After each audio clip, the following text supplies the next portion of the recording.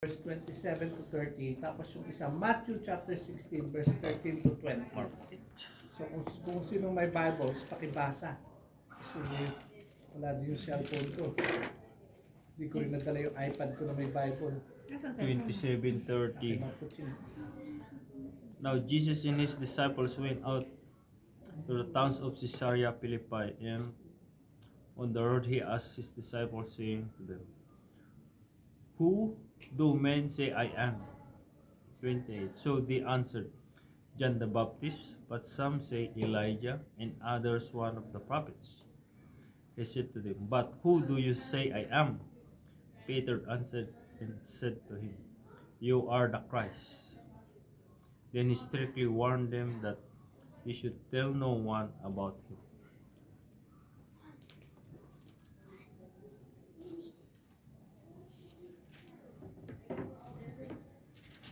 Okay, ano binasa mo? Mark. O yung sa Matthew. Si Sislani, Matthew, Tagalog. Ay, sandali po. Sa Marcos. Matthew 16, 13, 20.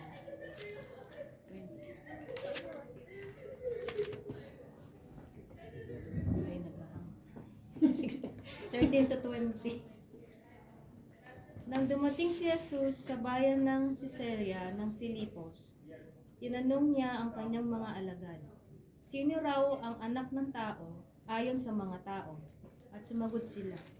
Ang sabi po ng ilan, kayo si Juan na tagapagbautismo. Sabi po naman ng iba, kayo si Elias. At may nagsasabi po kayo si Jeremias o isa sa mga propeta. Tinanong ulit sila ni Jesus, "Ngunit para sa inyo, sino ako?" Sumagot si Simon Pedro, "Kayo po ang Kristo, ang anak ng Diyos na buhay." Sinabi sa kanya ni Jesus, "Pinagpala ka, Simon, na anak ni Jonas, sapagkat ang katotohanan ito ay hindi inihayag sa iyo ng sinumang tao, kundi ng aking Ama na nasa langit.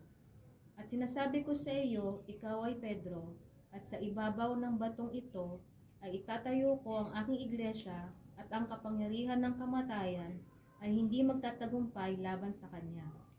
Ibibigay ko sa iyo ang mga susi ng kaharian ng langit. Ang ipagbawal mo sa lupa ay ipagbabawal sa langit, at ang ipahintulot mo sa lupa ay ipapahintulot din sa langit."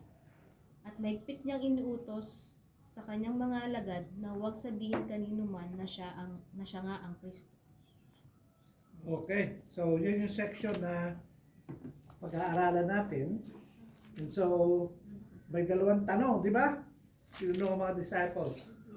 So, now we come to another milestone in Jesus' ministry. It's some time for the apostles, and we will see his questions and their answers and what he says to them as a result. And this lesson will illustrate the partial sight of the disciples that was illustrated by two-stage healing of the blind man in the last section. Background context. Sa pag-aaral kasi ng Bible, dapat alam mo yung background.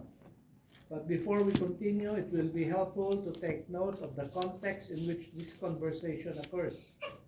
There are two elements of the context that are essential to our understanding of what Jesus says here.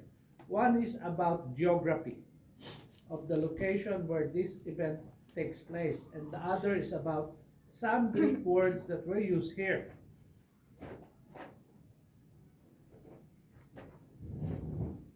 Yan. Yan yung location. Kung babalikan natin, yung unang-una nating mapa, kasi itong section na to, ang Panginoon is traveling around the sections na predominantly, wala na sa dito ang Jerusalem, ang nandito si Pontius Pilate, kasama itong lugar na to. Yung nandito naman is si Herod the Great, dito si Philip the Tetrarch, itong lugar na to. But instead of him, ang ginawa ng Panginoon, he went to Tyre, to Sidon, sa lugar ng Phoenicia, now known as Lebanon, or some portions of Syria. Then he went to Decapolis. Itong section na to ngayon is known as Jordan. Bumalik siya sa Magadan. Nagpunta siya dito, pabalik sa Phoenicia uli. And then he will go here. Just sa mountain area na yan. So, ito na yung mapa para masundan natin. Kumbaga, nagpunta siya ng Decapolis, nagpunta siya sa may Magdala, napapanik siya dito. Ang Caesarea Philippi nandito. Ang isa sa prominent na bundok sa Caesarea Philippi is Mount Hermon, which is, ayun, yan, Mount Hermon. Yung section na yan is known na yun as Syria. Dito portion na to is known as Lebanon, modern day. So, dito namamahala si Philip the Tetrarch. Part din siya ng grupo ng mga Herodians. Okay.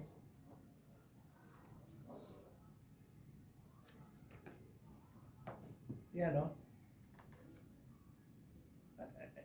Sa ngayon, ito na ang divide ng lupa. Ito ng Syria, Damascus, at yan ang Lebanon.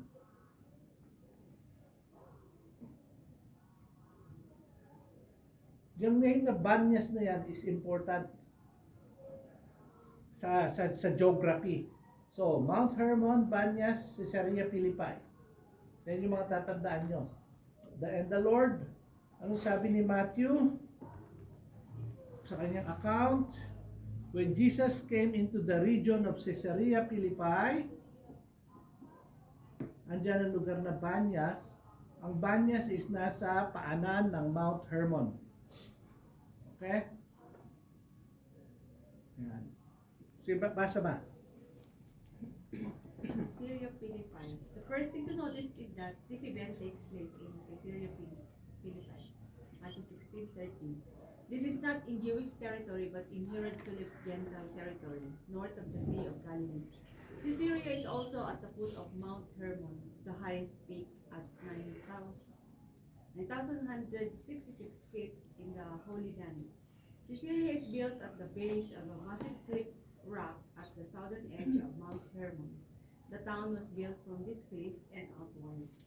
Now at the base of the cliff rock is a cave that you can still see today. A river used to pour out of the cave, but an earthquake about 100 years ago changed its course. Today the river is called Banyas. It is one of the 4 sources that make up the Jordan River. In Jesus' day, the river used to gush up from this cave, but now it comes out to the right of it. And as it shoots out, it breaks off little stones and pebbles.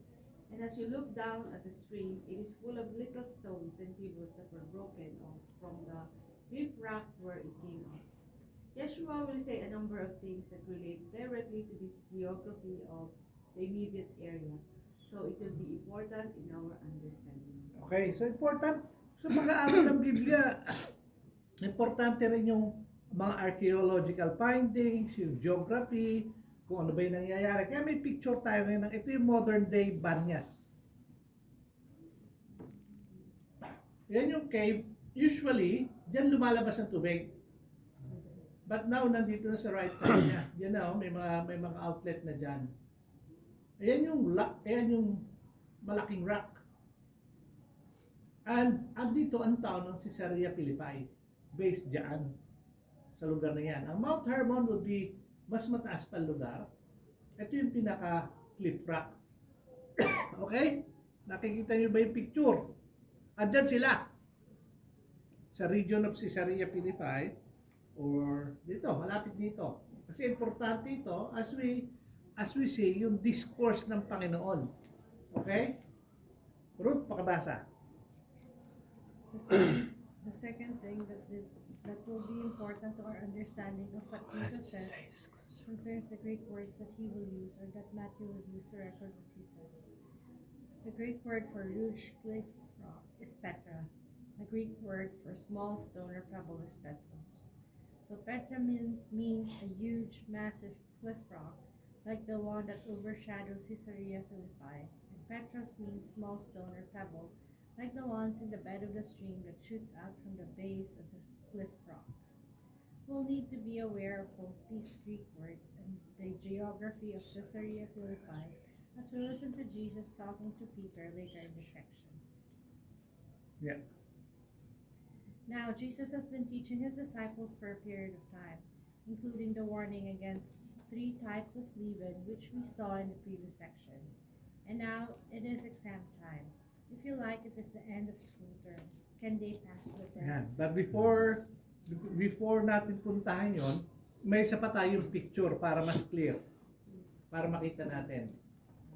Ayan yung big cliff rock. Maraming maliliit na bato. So, ito yung malaki.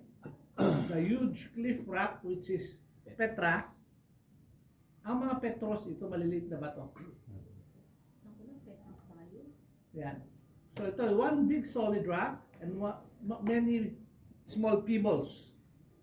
And nung time na lang ng Panginoon, dahil isa lang yung outlet, as it comes out from the cave, maraming lumalabas na small pebbles. Ito kasi modern na to, na medyo nag-earthquake na, kaya nawala na yung mismong kung saan lumalabas. Yan ang loob ng... Hindi, yan yung nasa gilid. Gilid. Yeah. No, yung loob lang. Wala eh. Etong section na to is also known as a place where yung mga Gentile, mga pagans, nagwo-worship din dyan. So, Eh, ano yung pupuntahan niyo sa mountain? iba yung Petra. Oh. Iba yung Petra sa Jordan. Ito, Caesarea Philippi. Okay? Si Mark. In this examination, Jesus asked them 2 questions. Read Matthew 16:13-14. Now when Jesus came into the district of Caesarea Philippi, he was asking his disciples, "Who do people say that the Son of Man is?" And they said, "Some say John the Baptist, and others Elijah, but still others Jeremiah, or one of the prophets." Where we will find the first question and the apostles' answer. The first question is, who do people say that the Son of Man is?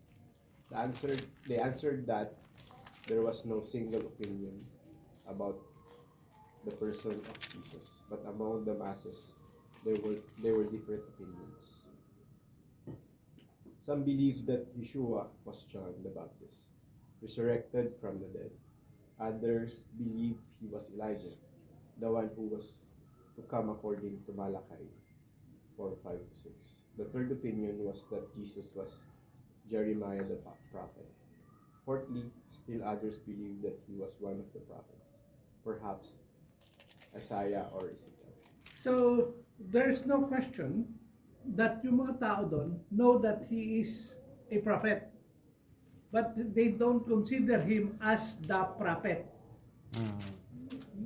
Iba kasi yung the prophet that Moses promised sa Deuteronomy 15, a prophet is coming who is greater than me. Katulad siya ni Moses but greater than Moses. At kaya yung tanong nila kay John the Baptist, are you the prophet that was promised?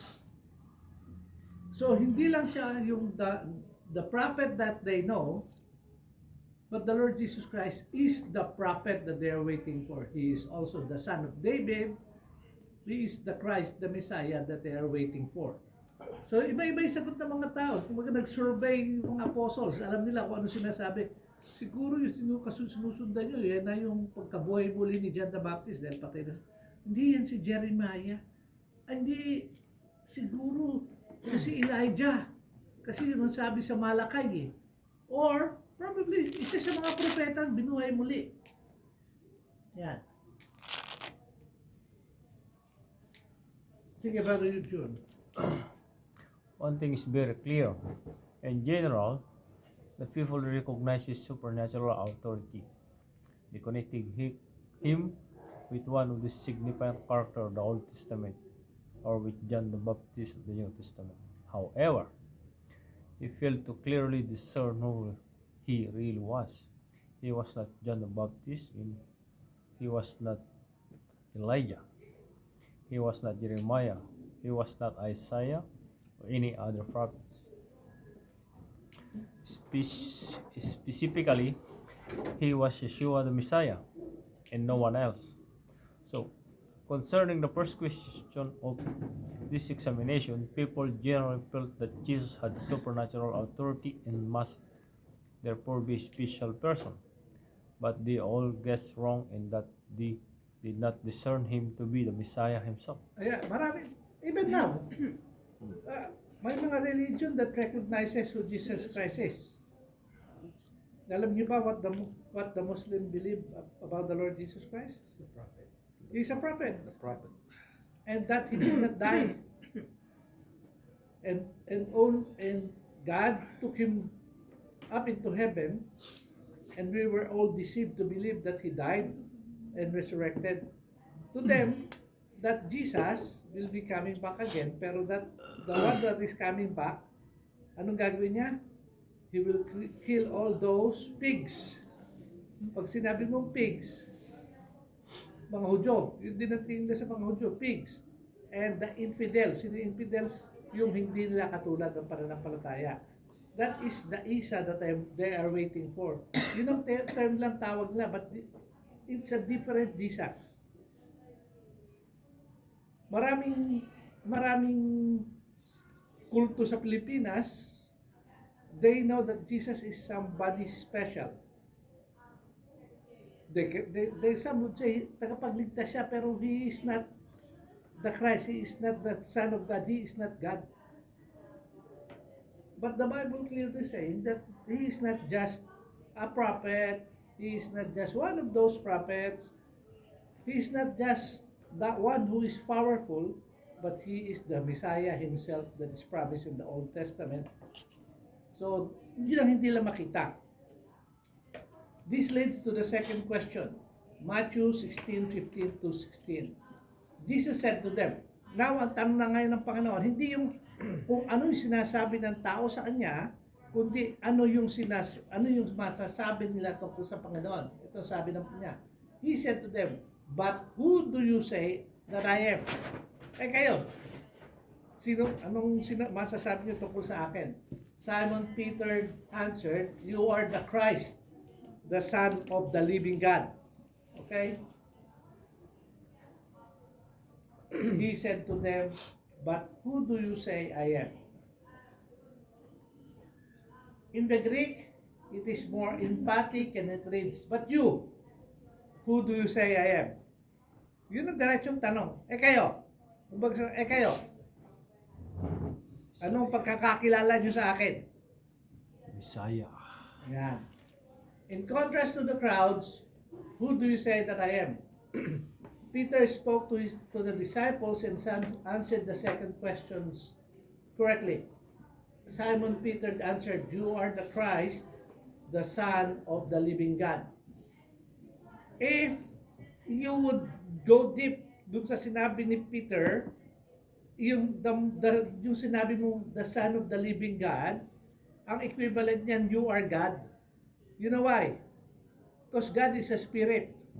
And for Him to have a son is something that is unthinkable. Kasi, anong sabi ng Isaiah? There is only one but God. He is from the very beginning. He is the uncreated one. And when Peter was talking about Him being the Son of God, ang equation yun is, He is God. So tama yung pagkaka-understand ni Philip. The Greek is much more emphatic here also. Ano? Si Peter. The Greek literally reads, you are the Messiah, the Son of God, the living one. The disciples concluded the correct answer. They passed the examination. They've learned their lesson.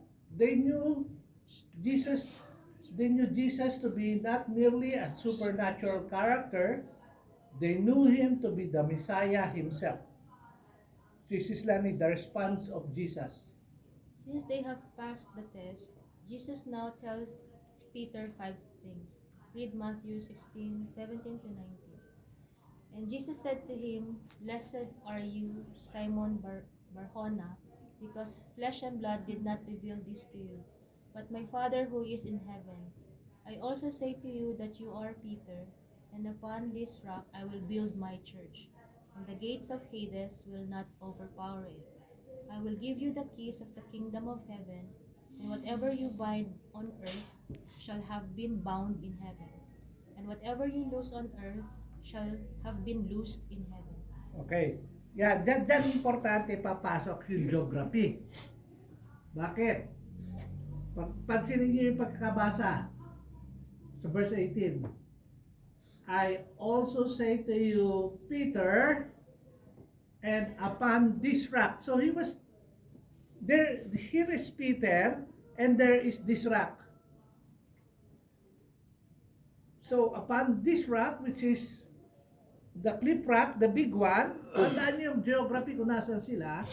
He was not saying that Peter is the rock, but there is this big rock. Yung figure of speech. Figure of speech to eh. The Lord, tandaan niyo mga parables ng Panginoon, He always uses yung the daily things in life to illustrate a point. Pag hindi mo alam yung ganong way ng pagtuturo ng Panginoon, you will conclude a lot of things. Kaya importante yung geography, nasan sila. Alam natin na nasa may Caesarea Philippi sila, alam natin yung mga events na nangyayari doon. May malaking bundok, at out of the mountain, the big mountain, there's a cave where it is gushing out water. As it gush out water, alam niyo ba yung bakit sa mga bato-bato may mga bilog-bilog na mga kinis? Bakit may mga magagaspang?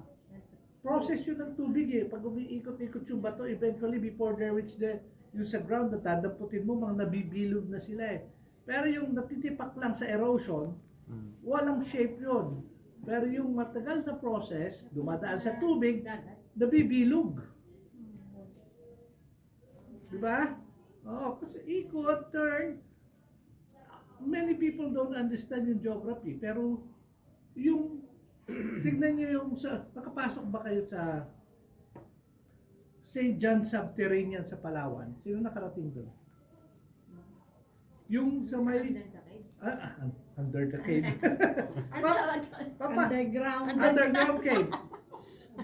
Underground cave.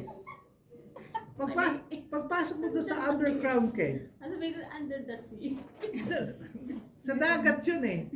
Kulo ni mama. Nasa dagat, papasok ka doon sa dagat, magbaboat ka. Ay. Tapos pagpasok mo doon sa ilalim ng bundok, nasa ilalim ng bundok. Pagpasok mo sa ilalim ng bundok, kala mo yung bukas niya, maliit lang. Pero pag nasa loob ka, meron sa loob doon, nakala mo malaking katedral. Dome. Tapos makita mo, dahil sa tubig, nakita mo yung mga stalactites and stalagmites. Mga ganon. Tubig lang yun. Nagpo-form na ganon. Yung mga limestone. Crystal. Okay? Nagpo-form siyang ganon dahil sa tubig. Ganon din yung nagpo-form. Bakit may mga pebbles na gumugulong. Kaya may picture nga tayo kanina eh. So now, dahil sa geography, we know when the Lord Jesus Christ says, upon this rock, He was expressing something upon this big rock. Kaya nga, sa Bible, saan ba nakapound? Ano ba yung foundation? It's founded in with the apostles and prophets. But who's the chief cornerstone? Jesus is the chief cornerstone. So, the apostles and prophets were used by the Lord as part of the building block to have the church. Kaya nga may training sila eh. Now, dito, when the Apostle Peter and the disciples, remember, even if si Peter lang ang sumagot, he is speaking in behalf. Kasi si Peter gusto niya parati siyang spokesperson eh. So he sumagot, pero everybody has that same idea of who Christ is. Remember, hindi naman galing personal understanding ni Peter ito eh. Sabi niya, ang Diyos ay ano. Paano sa kanya. ko nalaman? Kasi ang Panginoong Hesus mismo nagsabi sa kanya sa verse 17, Blessed are you, Simon Bar-Jonah. Ano yung ibig sabihin ng Bar-Jonah? Anak ni Son of Jonah o son of John. Kasi isa lang meaning yan. Father in heaven Oh. has revealed this to you. Ayan sabi, flesh and blood did not reveal this to you. Anong ibig sabihin ng flesh and blood? Kung ikaw lang mismo ka, Peter, hindi mo siya maunawaan. Kung tao lang, hindi siya maunawaan. But my Father in heaven, it was Him who revealed it to you. Okay? So, the source of Peter's knowledge, dapat maantandahan. Yes, Sis Lani. what is the point Jesus is making in verse 17? This is his first point. What Peter understood was a result of divine illumination, not something he learned from mere human reasoning. Yan. Okay? Number 2, the rock and the church. The second statement he made to Peter is in verse 18a. I also say to you that you are Peter, and upon this rock I will build my church. Context. As we look for the meaning of this statement, remember 3 things. Letter A, remember where it was made and what they were looking at as he spoke. They were standing at the base of a huge cliff rock, out of which there flowed a stream of water that broke small stones from the cliff rock, and these stones could be seen in the bed of the stream. B. In Greek, which Matthew was writing, the stones are called Petros, and the rock from which they were broken is called Petra. Letter C. Remember why Jesus was saying it. Peter had just passed Jesus' exam questions with flying colors by saying, "You are the Messiah, the Son of the God, the living one." In this setting, he says to Peter, "This was revealed to you not by human reasoning, but by my Father who is in heaven." And then he adds, "You are Petros, a small stone, and upon this Petra, this huge rock, I will build my church." So now that you know, magkakaroon to ng sense, itong picture na to, kung nakatayo ka, tandaan nyo yung river na yan, wala yan dyan.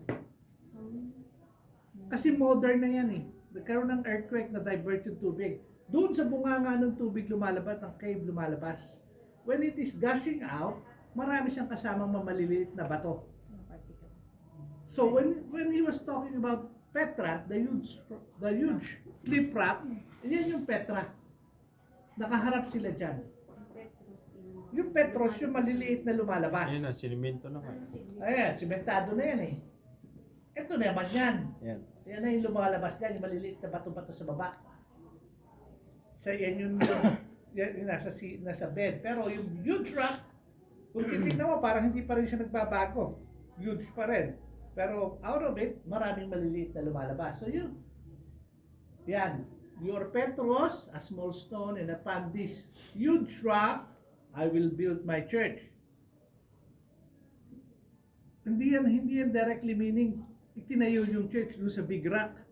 Kasi kung tutuusin, that same big rock is a place where maraming pagans na go worship doon.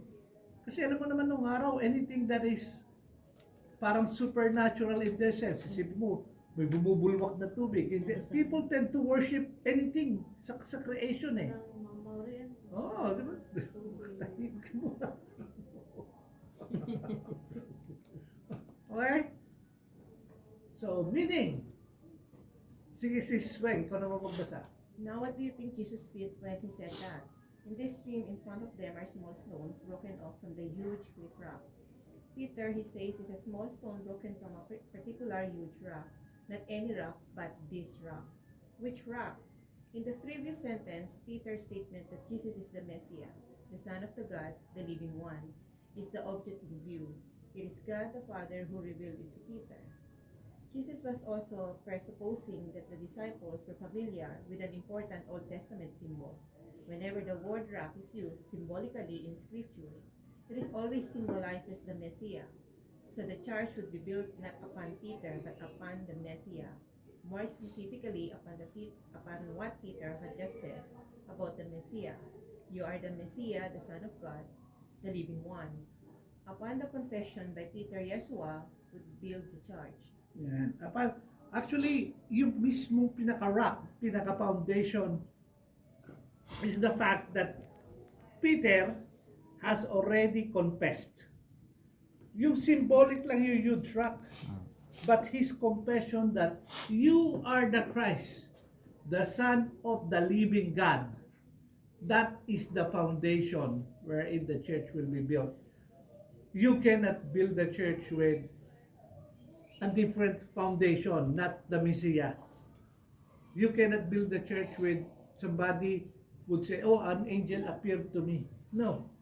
The main foundation is Peter's confession. The Lord Jesus Christ is the Messiah, the Son of the God, the living one. So doon nakabuild yung foundation ng church. Yun yung pinaka-huge rock. Kasi sa Old Testament, it's always been the rock. Kaya nga Jesus Christ is the rock.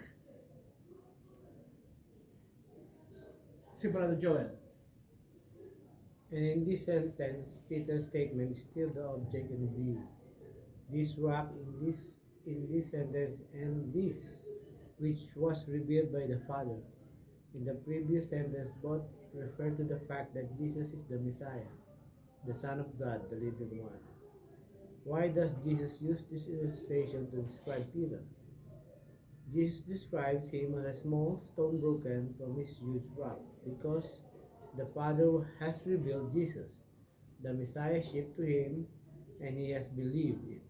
The rock is the fact that Jesus is the Messiah, and Peter's belief that Jesus is the Messiah makes him a small stone chipped from the rock. Then he adds that this rock is the foundation upon which he will build his church. Yan. So all of us are part of the chip. If, what do we believe? That Jesus Christ is the Messiah, the Son of the living God. If you don't believe that, then you are not part of,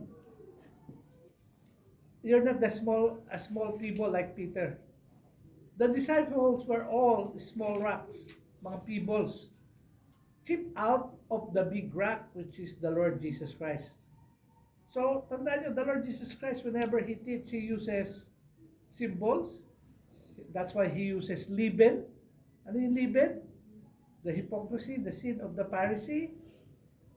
He uses many figures of speech. Ano yung bird? Bird, though beautiful, is often sa Bible is the picture of Satan going over, eating up the seeds that has fallen to sa ground instead of making believers. Aagawin agad ni Satan. Yan yun. Marami siyang illustrations that is common to daily life, and yet ang application niya is bigger than what is normally seen. Tandaan niyo yung, kaya nga importante yung geography. They can see the big rock so the disciples understand yung figure na ginagamit niya. When you say that you are the Messiah, the Son of the living God, He is this huge rock. And Peter, kasi hindi naman pwedeng, Pedro, ikaw yung batong gumugulong na yan. Kundi same figure of speech, may malaking bato, may maliliit na bato. And out of the big, huge cliff rock comes out mga pebbles, which is the church. Okay? The rock. Sige, Brother Erwin. The rock. This use of rock as a symbol is consistent with the use throughout the scriptures. Whenever rock is used symbolically in the scripture, it is always a symbol of the Messiah. So the church is to be built not upon Peter as some suppose, but upon the Messiah. And even more specifically, it is also be built upon what Peter has just said about the Messiah. You are the Messiah, the Son of God, the living one. And Sige. an incorrect interpretation.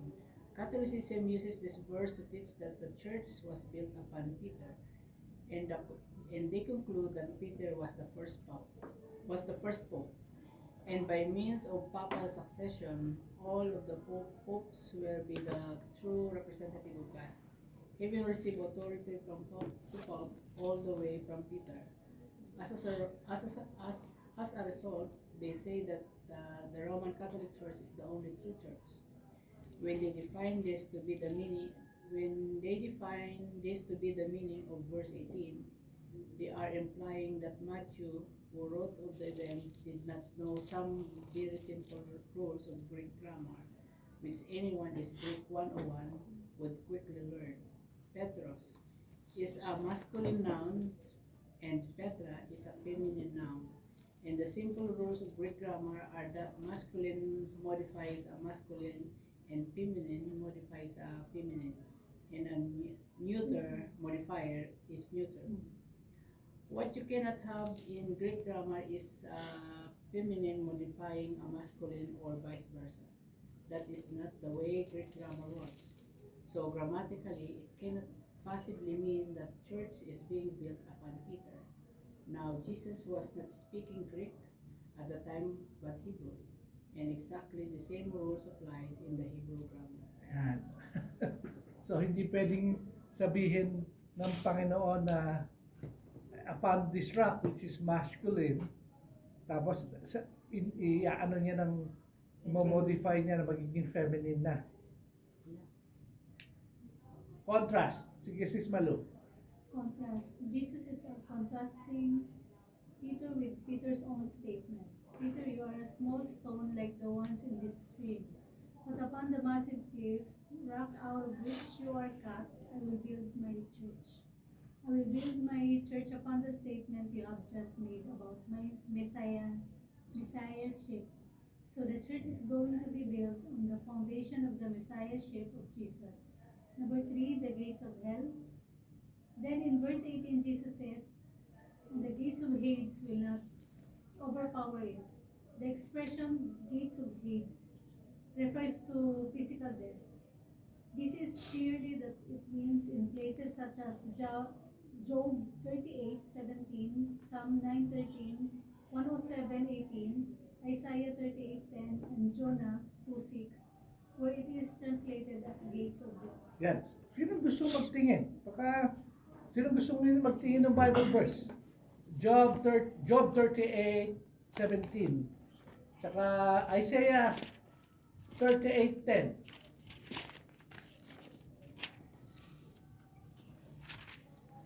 Kasi sinabi ng Panginoong Hesus yan, and the gates of Hades will not overpower it. Isaiah 38:10.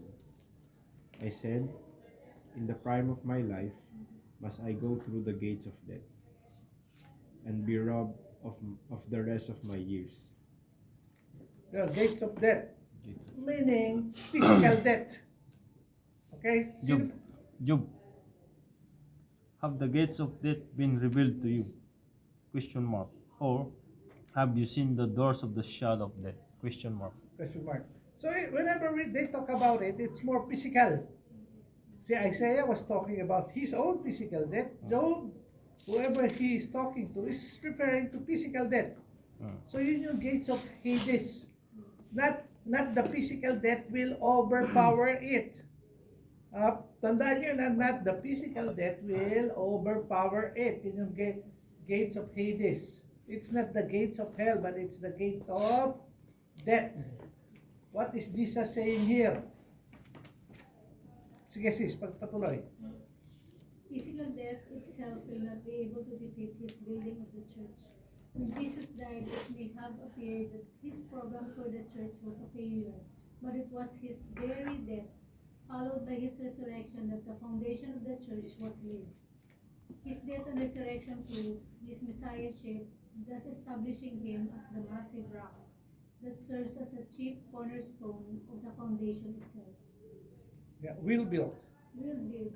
Notice he did not say, I am building my church, as though the process had already started. He used a future tense, I will build my church. It was future, it had not yet begun. In fact, the church only began to be built in Acts 2. This contradicts the covenant of replacement theology, teaching that the church has existed since Adam, and therefore the true church was always the true Israel, and not ethnic, physical Israel. Maraming mga misunderstanding dito. May mga covenant theology na hindi, ang talagang Israelita is not the nation of Israel itself. Pero the one that was built by the Lord Jesus Christ. Many people love to use that, using the Bible that talks about the nation of Israel as it goes through the journey from Abraham, Isaac to Jacob, to being exiled, to coming back in the book of Exodus, to being established. And then, pag binasa niyo naman yung Book of Judges, tandaan niyo yung the Bible, it is not covering up anything. Buhay pa si Moses, nagsabi na ang Panginoon kay Moses na these same people will worship other gods. Kaya may warning si Moses before his death about them going to the promised land, and then they will forget their God. Tapos, kay Joshua, ganoon din. Yung time ni Joshua, it was the time of conquest. Marami silang na-occupy na land. And yet, when Joshua died, kasama ng lahat ng mga elders, ano nangyari pag binasa niyo ang Book of Judges? The nation of Israel started spiraling down. Kaya nga, bakit pag pinag-aralan niyo yung Book of Judges, it is a lesson of what? In those days, the word of the Lord was rare, and the people will do what is right in their eyes. Ito yung gusto ko, hindi siya gagawin ko. So, maski maraming heroes ang nation of Israel, sa Judges, andun si Gideon, andun si Samson. Pero lahat sila, they all were what? Going through the cycle of forgetting God and then establishing themselves. God has not changed the program. Merong nation of Israel, meron church. Ang church started when the Lord Jesus Christ says, I will build my church. It will eventually start after His death and resurrection. Though, meron na siyang mga trained na leaders for the church to start. Kaya nga itong lahat ng section na to is part of the training ng mga disciples. So when Acts came, were the disciples no longer ready? Hindi na, kasi hinintay nila yung promise naman. When the Spirit has come upon you, you will be my witnesses both in Judea, Samaria, and all the uttermost part of the earth. Acts 1:8, yun ang promise Nga, ikaw naman. Death will not defeat God's purpose. Jesus' death and resurrection is the foundation upon which the church is built. The death of Jesus did not prevail against the church, but rather it laid the foundation for it. And neither did the death of the apostles and the subsequent deaths of believers throughout the centuries succeed in defeating the church. The church prevailed, and God's intended program will be fulfilled. Napansin niyo ba yun? That the church ever since, the true church, those who truly believe in the Lord Jesus Christ, yung ating doctrine has never changed ever since. We believe that Jesus Christ is the Messiah, is the Son of the living God. We believe on His death, burial, and resurrection. We believe that there is one God, known to us in three persons, God the Father, God the Son, God the Holy Spirit. It has not changed. It continues on. What has changed? Ano ang nagbago? Maraming tao, they would always pollute the truth. But the true church, those who truly know that Jesus Christ is the Messiah, even the deaths of those who went before us, it has not changed. Bible pala nga, pagdating ng Book of Hebrews, nagsulat na yung author ng Hebrews, ang tawag Hall of Faith. Mga pangalan ng mga tao of old who recognize that God is real. And then pagdating ng New Testament, recognizing that God sent His Son, you are the Christ, the Son of the living God. Yun yung continuation niya, tuloy-tuloy yan Lahat nun, sumulat ng New Testament, wala na silang lahat. And yet, it continues on. Hindi siya pwedeng mamatay. Kaya nga, the gates of death or the gates of Hades cannot prevail against it. Kahit na mawala na lahat, yung truth, the rock, which is Jesus Christ is the Messiah, the Son of the living God, will never change. Continuous yun. Number 4. Patuloy. The keys of the kingdom. Matthew 16:19. I will give you the keys of the kingdom of heaven. It is this statement that has originated all the stories, cartoons, and jokes about Peter standing at the pearly gates, determining who would or would not be allowed to enter into heaven. However, that is not the meaning of this passage. Peter does not have the authority to decide who will or who will not enter into heaven. On the contrary, the decision is made upon the basis of the acceptance or rejection of Jesus. Yan. Si San Pedro. Di ba si San Pedro, anong sa Pilipino, may kanya-kanya, meron din tayo sariling nakakatawang depiction kay St. Peter, ang manok ni San Pedro. Di ba, may kanta pang ganun eh. Ugis ang balahibo. Kulay puti, ugis. Ganun ba yan, sis? Ganun ba yung Bisaya? White? Ano ba yun? Hindi ko alam. Akala ko nalagas ang balahibo. Kulay! Hindi ko alam yun. May ano yan dati, di ba? May kanta sila. radyo Ganun na- Di ba? Ayan. Oh, sikat na sikat yan. Sikat-sikat na dati. Sikat na sikat yan. Why? At hawak-hawak niya, at si Pedro daw, na may hawak-hawak, siya daw yung magdi-decide. Oh, dito ka. Hindi. Ang decision is the foundation. Kasi we are all a people out of the sheep. The moment you believe that Jesus Christ is the Messiah, He is the Son of the living God, and you believe Him, you are, and accepted Jesus, it's not Peter who decides. Yung pintuan. It's the promise. Di ba, andun si Peter daw sa pintuan ng langit, at siya yung nagdi-decide. Di ba heaven, or meron pang isang Purgatory. yung Oo. purgatory. May mga ganun eh. So, yan. Sunod pabasa. What are the keys used for? The purpose of the keys is to open and close doors. The emphasis here is on the opening of the door. Which door are the keys to open? In this context, it is opening of the door of the church. Verse 18. Peter was given the keys of the kingdom. That is, the keys of the mystery kingdom or the church. What does it mean that Peter was given these keys, and how did he use them? We can discover the answer to this question by reading the book of Acts. He was to open the door to three groups of people living in his day: the Jews, the Samaritans, and the Gentiles. It was Peter's responsibility to open the door to each one of these groups. And once he opened the door to that particular group, it stayed open for that group. Peter used the keys to open the door for all three groups in the book of Acts. Yan. Mark, pabasa. Ano yung unang door? First, the door was open to the Jews. In Acts 2, Peter preached his first sermon after being baptized by the Holy Spirit, and many Jews believed. And it is the Spirit baptism that the church came into being. This is the reason that all believers are baptized into the church, the body of the Messiah, by the Holy Spirit when they believe. Pabasa yan. 1 Corinthians 12:13. Importante alam niyo yung verse niyan. Memorize niyo.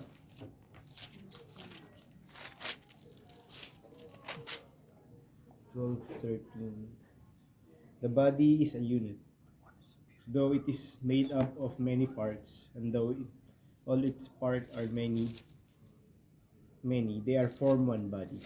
So it is with Christ. Tama ba? 13 pa. For we were all baptized by one Spirit into one body, whether Jews or Greeks, slave or free, and we are all given the one Spirit to drink. Ayan. We were all baptized into one Spirit. Walang Hudyo, walang Gentil. Ang bawat isa, the moment you put your faith in the Lord Jesus Christ, you are immediately baptized with the Holy Spirit. It's not an after effect. It's an immediate thing. Anong katulad nito? Ephesians 1:14. Kasi yung baptism ng Holy Spirit is the guarantee of what? Of our redemption and glorification. Alam natin na doon tayo patungo. Okay. Next. Next. In Acts 2, Peter opened the door of the church to the Jews, and from then on, it stayed open for the Jewish people. Next, he opened the door for the Samaritans in Acts 8. What is interesting is that the first one to preach the gospel to the Samaritans was not Peter, but Philip. Although Philip preached the gospel, and although many of the Samaritans believed it and were baptized by water, none of them were baptized by the Spirit. Thus, none of them were able to enter into the church. What is the problem? The problem was not that they were not spiritual enough. Far from it, rather, the problem was that even though Philip preached the gospel, he did not have the keys. Pag binasa nyo, kailangan pumunta ni John at ni Peter. Kasi i-establish yung church para sa mga Samaritans. Sige, Mark, pabasa. Tapusin mo na yan hanggang ano. Later, the Jerusalem church sent Peter to Samaria, and by the laying of the hands by the apostle Peter, the Samaritans were baptized by the Holy Spirit and able to enter into the body of the Messiah.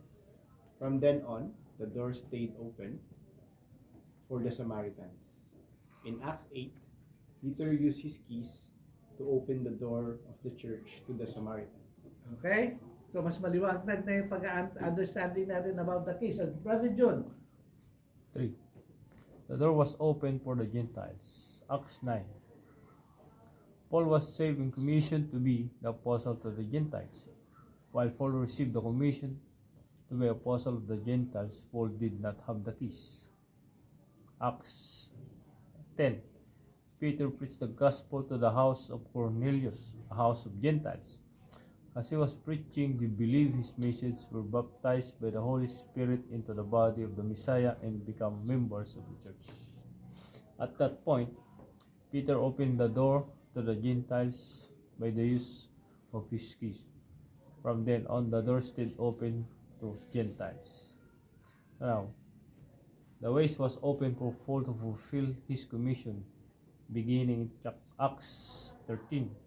And throughout the remainder of the book of Acts, there is the record of Paul's activities as the apostle among the Gentiles. Yan. Pansin niyo ba yun? Pag binabasa niyo yung book of Acts, in-introduce si Paul sa chapter 9, pero nawala si Paul, pero pumasok uli si Peter.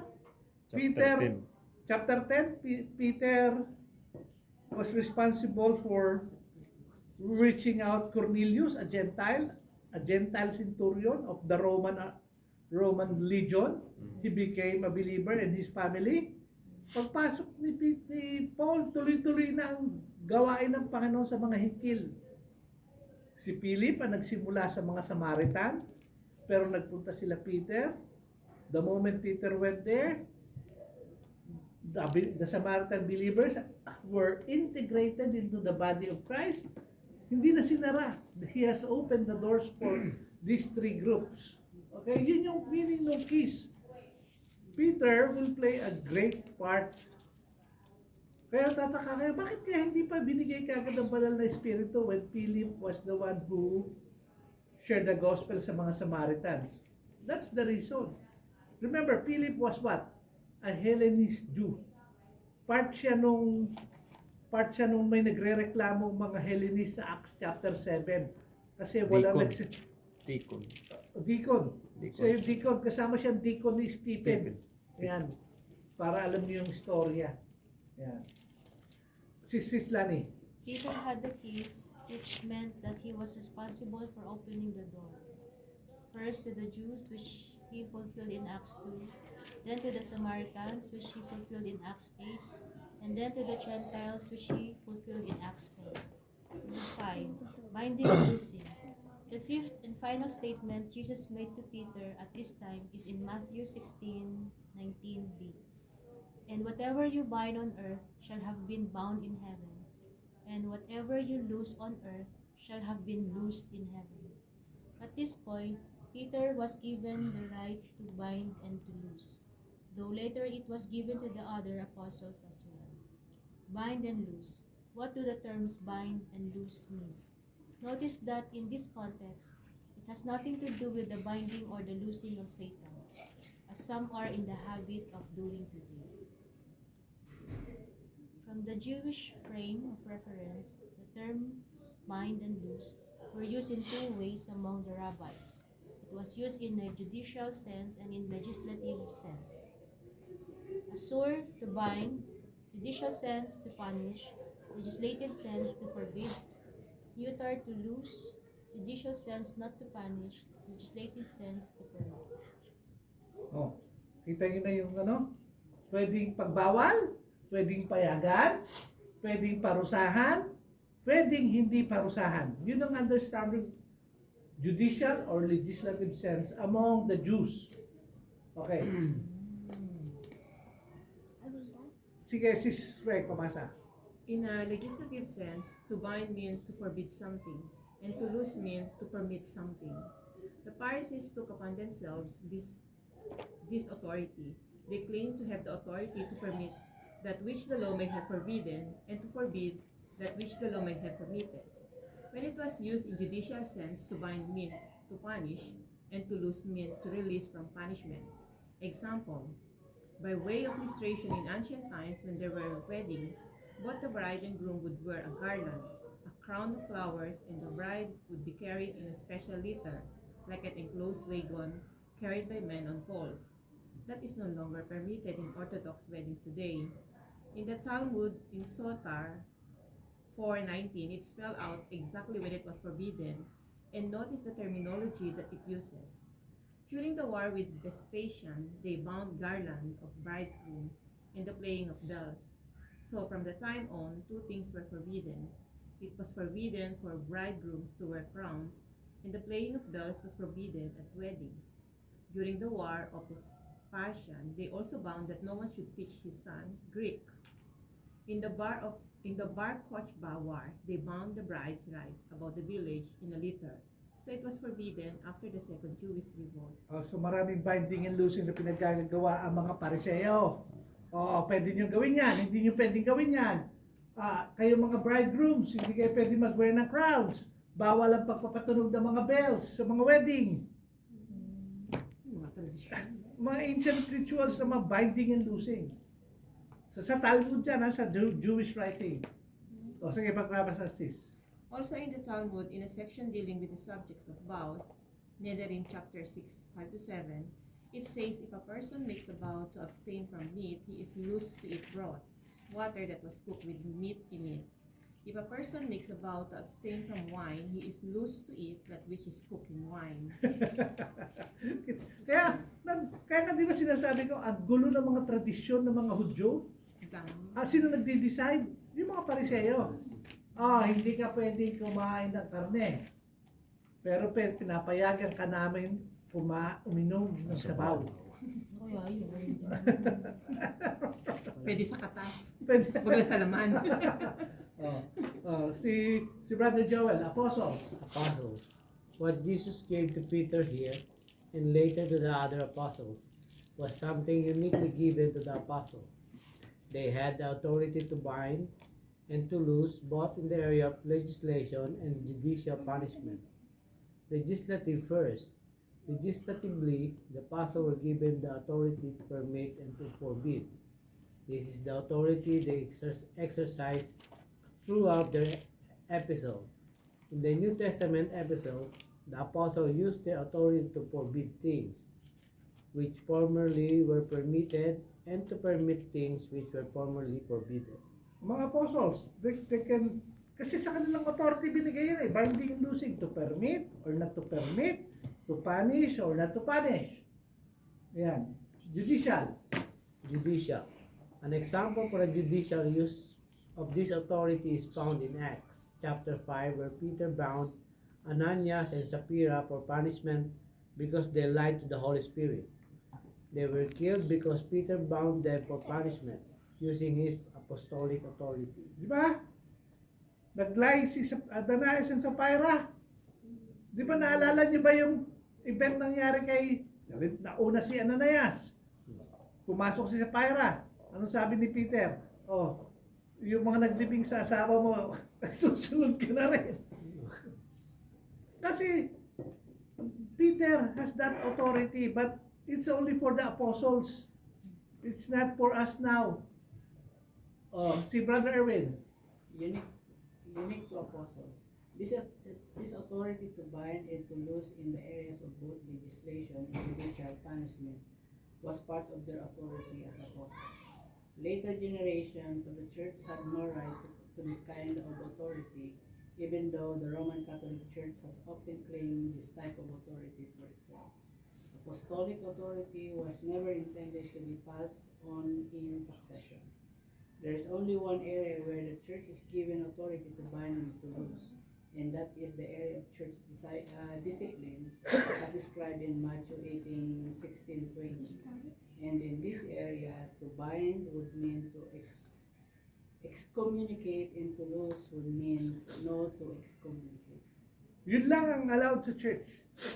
Yung mga miyembrong umaattend na gumagawa ng kahihiyan ng church, pwede mo silang pigilan na wag na munang umattend. At pwede mo naman pagka nagkaroon sila ng pagbabalik loob sa Panginoon, pwede silang isama uli sa fellowship. Policy of silence. Policy of silence. Now, read 20 of Matthew's account. Then he warned the disciples that they should tell no one that he was the Christ. Notice the continuation of his policy introduced after his rejection in lesson 61. Even they are forbidden to proclaim his messianic claims at this time. The importance of this lesson, the confession of Peter and the response of Jesus prepared the way for the establishment of the church and the recording of New Testament scriptures through apostolic authority. Partial sight.